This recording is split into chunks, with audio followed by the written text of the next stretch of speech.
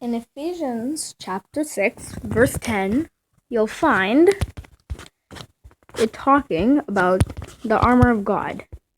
Now, we all know about the battle of God and Satan, pretty much.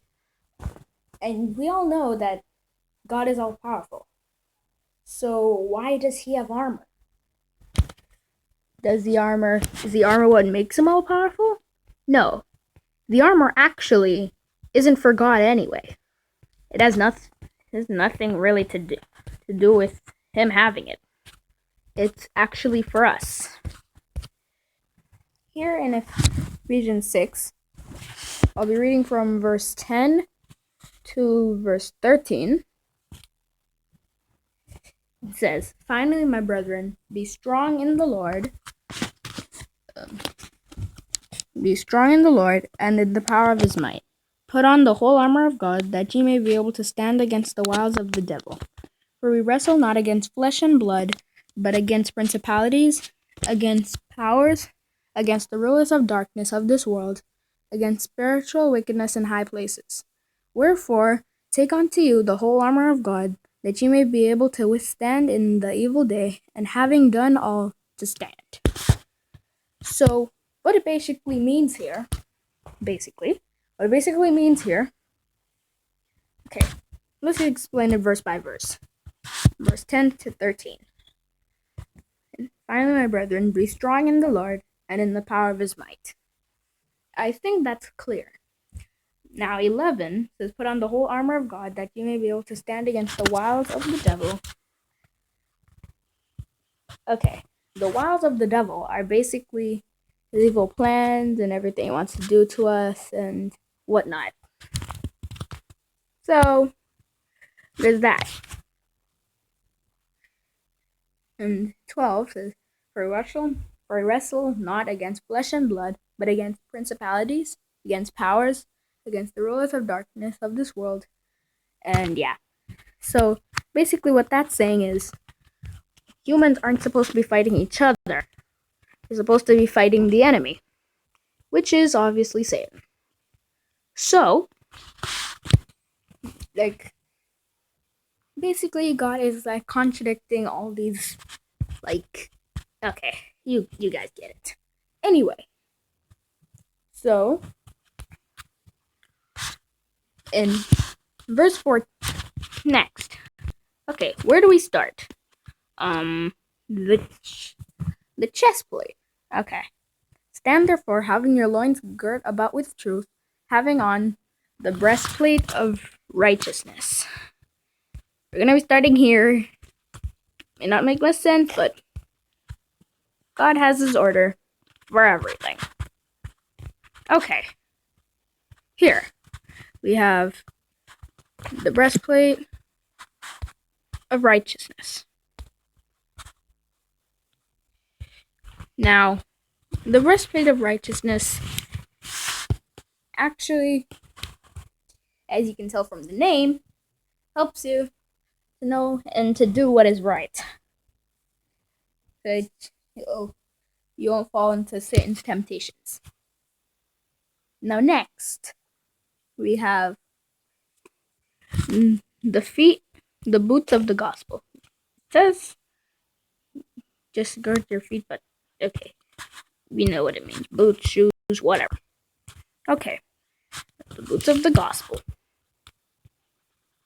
Okay, the boots of the gospel help you to share the gospel around and spread the good word to everyone else. Now, next, we have one that's a little off the grid here. It's the shield of faith. Okay, the shield of faith. Here, in the Bible, it says, "Above all, taking the shield of faith, wherewith ye shall be able to quench all the fiery darts of the wicked." So, basically, what it means here is that if you have the shield of faith, then the enemy, which is Satan, as we all know, won't be able to harm you. And his fiery darts are actually his temptations and his little shenanigans he has for us. As you can see, that the shield of faith, as he shot those 2 arrows, they were both deflected right off because of the shield. Now, just imagine that, but not literally. Just imagine it spiritually. All of his temptations must be blocked off because you have the armor of God. That's pretty cool, right? Yeah. But this isn't all the armor of God. Okay. Yeah.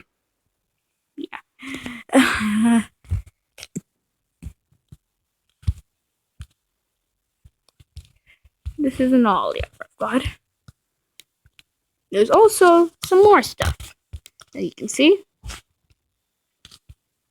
by the end of this lesson, this whole chart is going to be empty.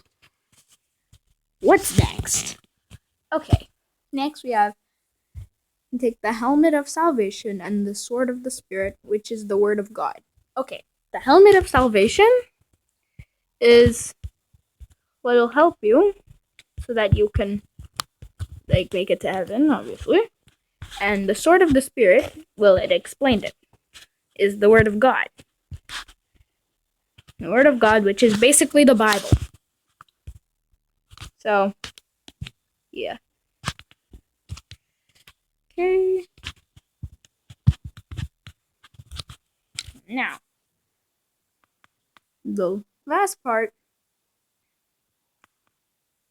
okay, doesn't really say this part in it, but it's also supposed to be the belt of truth.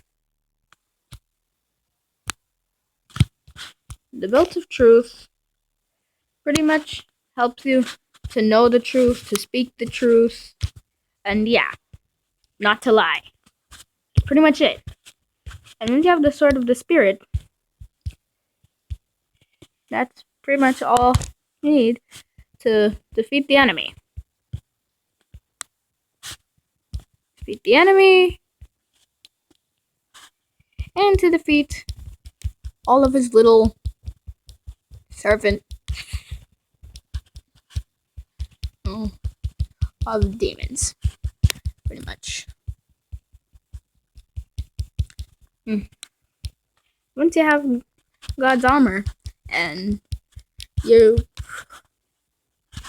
pretty much got the armor of God is pretty much just another way God used to explain the fruits of the Spirit. Once you have the full armor of God on,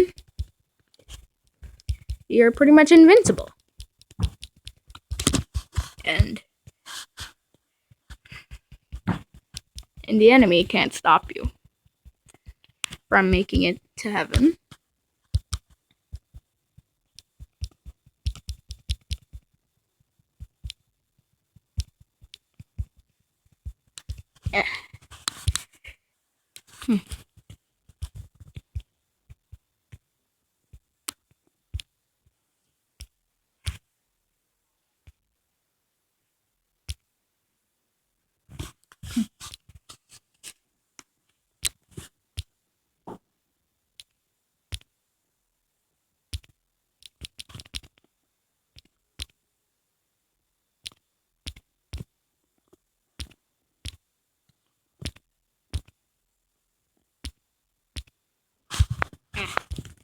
Anyway,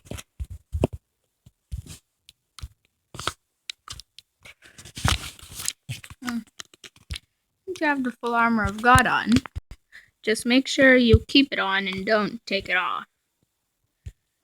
Because obviously, in the middle of a battle, taking off your armor is pretty bad.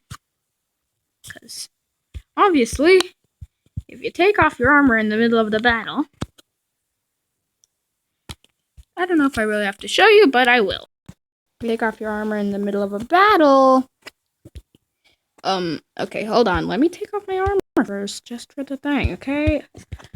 Oh my goodness. Up, up.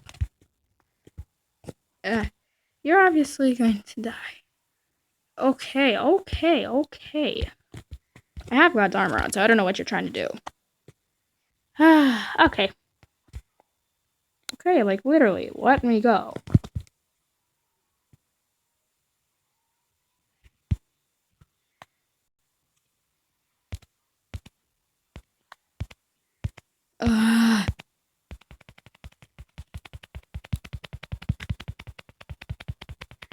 Yeah. Now imagine if I didn't have the armor of God on. At this point, I probably would have been dead already. So that's why you need to keep God's armor on at all times. What? You can ride a cow. Okay, I honestly did not know that.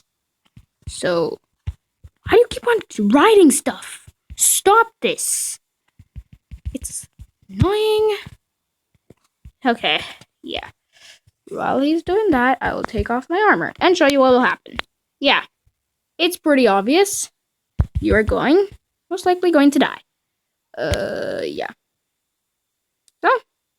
So, okay, you know what? Since you won't do this,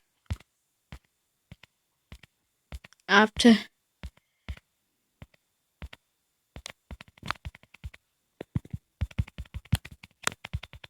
Hey! Yeah. Take your armor off in the middle of a fight. Obviously, you'll die. Or at least most likely. So that's why you have to keep the armor of God on at all times. As you can see, forgot the last piece. Oh yeah, and that's also why it says keep the full armor of God on. You can't just put on part of it and leave the rest. No. Okay? And also, now sometimes, even though we have the armor of God, we may get into places where we don't really know what we should do. Those times, God will protect us with His holy hand.